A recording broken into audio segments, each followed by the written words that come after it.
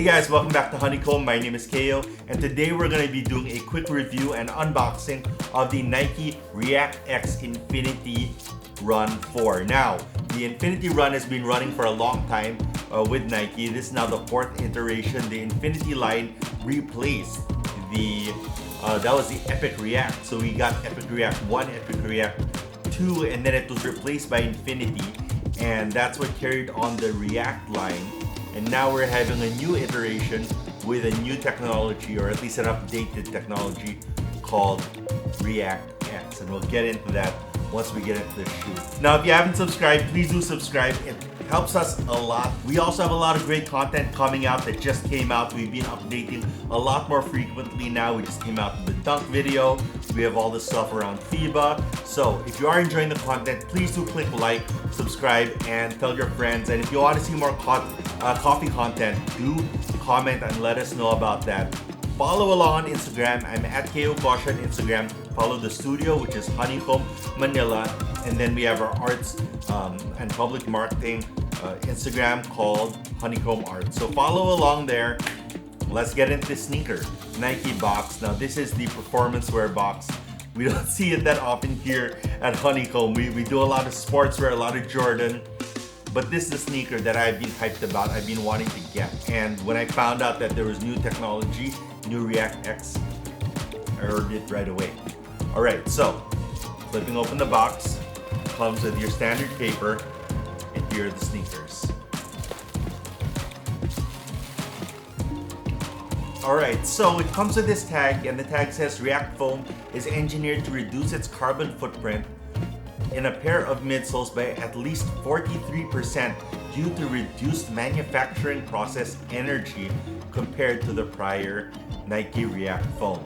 So what they're hoping to do is have a similar foam, and they're saying with a little bit more response, a little bit more responsiveness, but with less carbon footprint, which is all part of Nike's move to zero. Now, I will say that while I have a history as a runner, I am not a runner today. I would not consider myself a running athlete in any way.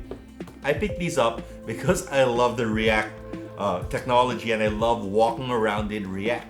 So as a walking shoe, that's how I'm reviewing this today, is more as a casual wearer of trainers on a day-to-day basis.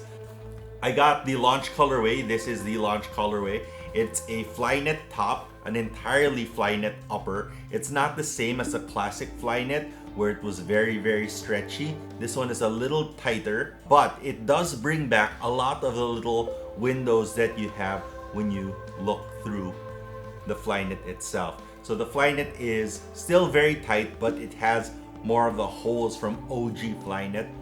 And I'm happy to report that it's a lot less plasticky versus the recent iterations that we've gotten of Flyknit in the Infinity series. So I'm happy to report that. So they have brought that back, and what they haven't brought back is a super thin Flyknit around the collar. So what you do have is you do have this supportive collar from cushioning. So there's cushioning that goes all around, and a heel counter that's on the inside. The clip that we saw in previous iterations of the Infinity React is gone. There's no external TPO clip. Instead, you have an internal heel counter. What you do have is this little tab that goes around the back of the sneaker. I don't know if that serves any functional purpose. It might just be for style or for support, but it's there. Now, before we get to the outsole and padding system, cushioning system of the ReactX Infinity Run 4, I do want to show you the insole. The insole is an Ortholite insole, standard Ortholite insole, and you can see on the inside it says ReactX Infinity Run 4. I'm gonna put that down there so I can just read it every time I need to say the name. It's a really long name. So on the launch colorway, this is the first one that comes out on Nike.com. This is a black and gray Flyknit. So it's black with gray stripes that go along the top. On the lateral side, there is a rubberized Nike swoosh. Nice little touch there. To the best of my knowledge, no reflective elements on this sneaker, which is unusual for a running sneaker, especially a road running sneaker. Now the laces are knit, and they are definitely using recycled material from the feel. You kind of figure it out after a while just by touching the materials whether or not that's the case. and they are woven very similar to the Space Hippie style of Flyknit that they use. So that is a good thing, and it does feel very surprisingly very organic as far as laces go. We'll talk a bit more about the upper later when it comes to sizing, but for now, that's all there is to it. It is a one-piece Flyknit upper with a tongue that is kind of gusseted. It's gusseted all the way here in the midfoot, so you can expect it to be a little bit snug. And so that is the upper of the ReactX Infinity Run 4. Let's talk about the outsole. So the outsole is a hard rubber. It's surprisingly thick compared to other Nike outsoles that we've been seeing over the years, especially in the Infinity Run series, where usually the outsole is cut into lines to allow for it to flex a bit more. For the first time in many years, we see a solid single piece rubber outsole. I don't know why that is, but it should increase the durability of this sneaker significantly. And the thing I like about that is that the exposed React tend to pick up a lot of dirt. Now you do have exposed React through these little windows, but it's a lot less. It's more like a web that runs over the entire outsole or footprint of the sneaker. Style-wise, I like it. There's a little swoosh here in the heel, and then you have additional traction here in the toe. That's gonna allow you to push off in your stride as you're running. Some interesting design elements here on the sneaker. Here on the lateral side, on the outside of your stride, the sneaker actually seems to fold inward. So gone is these squiggly React patterns for compression, and instead they have a compression pattern that runs the entire length of the sneaker. On the outside, on the lateral side of the sneaker, it kind of folds inwards, and so that means that it's going to roll slightly more this way. Now, if you remember, the original React Infinity Run was intended to reduce the injuries from pronation that runners get. Now, this sneaker is in that same line, so we're expecting a similar kind of performance from it, and so this will allow for a lot more forgiveness on the pronation this way. And on the reverse, you actually have the medial side with the bumps coming outward, so it kind of folds in this way on this side and out this way, kind of forcing the sneaker to roll in a very specific pattern. It's very smart. Now, unlike ZoomX, like the ZoomX Invincible, where the foam is cut out of a larger sheet, ReactX is injected molded. And the injection allows you to do certain things which you can't do with a cut. One is to have patterns like these bumps on the exterior of the sneaker. And I think that the nice thing about this particular shoe is that because of those bumps and kind of the way that the midsole is set up, it's not gonna crease as visibly over time. I might be wrong, there's no way to tell right away, but kind of my guess of how it's gonna perform is that this is gonna hold up really nicely visually over the kilometers that you run and walk in them. And as a casual shoe, this is super comfortable, super stable, and you can wear it for those very long, 10, 20,000 step days and not get tired because it's very stable. Now let's talk about the on-foot experience, and where we kind of get to some great news and some bad news. And let's start with the bad news first, and it has to do with the fit of this sneaker. Now, they do not fit true to size. These sneakers fit a little bit snug, and I am a true 9.5. I ordered my true size. The website said to go up half a size, and I probably should have listened, but I didn't. So I ordered my true size, and they do go onto my foot, but after like 5-10 minutes, I realized they are just too snug, and I'm gonna be sending these back. You should get this sneaker half a size up if you have regular feet. If you have wide feet, absolutely go a full size up from your regular size. That's the best advice I can give based on what I've experienced by wearing this sneaker. Now, in this shoe, you do very much feel the drop. It is kind of inclined towards the front. I like that in sneakers. I like that in all shoes, come to think of it.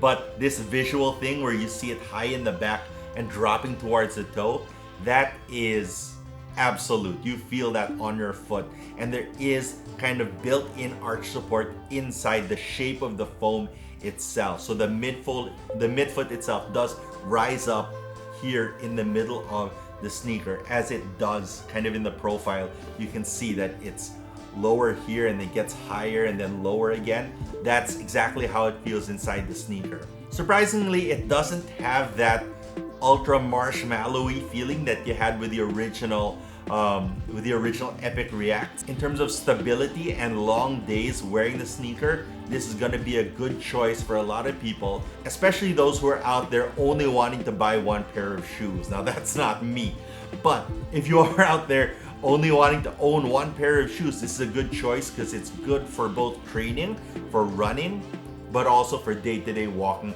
and it will get you through an entire year of movement. You know, sometimes I'm worried that I'm not the right person to review a sneaker like this.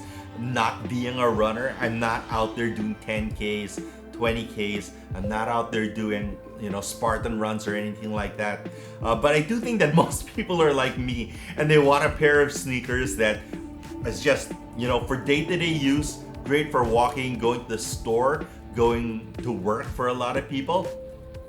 One pair of shoes that you can leave by the door, you don't mind getting dirty, and it's kind of a workhorse, and this is kind of the perfect shoe for that. It has just the right amount of cushion, just the right amount of stability, so you're not going to be getting tired, which is what happens with a lot of sneakers that are too cushy, which are too not bouncy but too pillowy, right? These have a good amount of bounce, a good amount of energy absorption, and that's gonna get you through those long days and last you a really long time.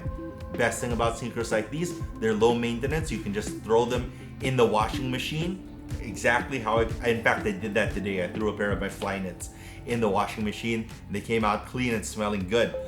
As far as an all-around shoe goes, this is one of the best picks for this year so far, and it is August, so that's saying a lot. We're more than halfway through the year, and a lot of the new technology has already been shown so far. I was very hyped to get these sneakers. I was very excited for them. I'm super bummed that they are not my size, it turns out. So I will be sending these back, but only because I got the wrong size. Now, Nike app makes it really easy to send stuff back. In fact, I ordered this on the day it dropped. Nike app was very efficient. I think that was Wednesday. These arrived on Saturday. And then when you want to do a return, you also process that through the app and you click the return button. They actually don't do exchanges per size.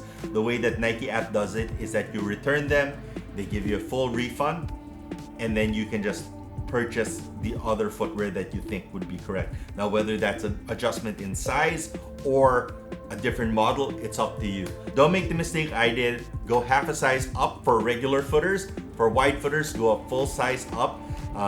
They do fit me. I can walk around in them, but they are snug. And definitely, if you are going to be doing any running, you need extra space in the toe of your shoes, so that your toes will splay out, your feet need to be able to swell a little bit, and that's just great advice for all runners everywhere. All right, so that's it for my quick review and unboxing of the Nike ReactX Infinity Run 4. I said it. All right. If you have any questions, don't be afraid to ask in the comment section down below. I did wear them around for a couple of hours before I decided that they don't fit. I wore them indoors and stuff, so hopefully I still pass the inspection on the return. But if you do have questions, ask them in the comment section down below, and I'll do my best to respond. And do like the video, share it with your friends, and follow along on Instagram. I'm at KUKosh on Instagram. Take a look at one of our other videos. We got a lot. All right, I wish you guys good luck, good health, peace.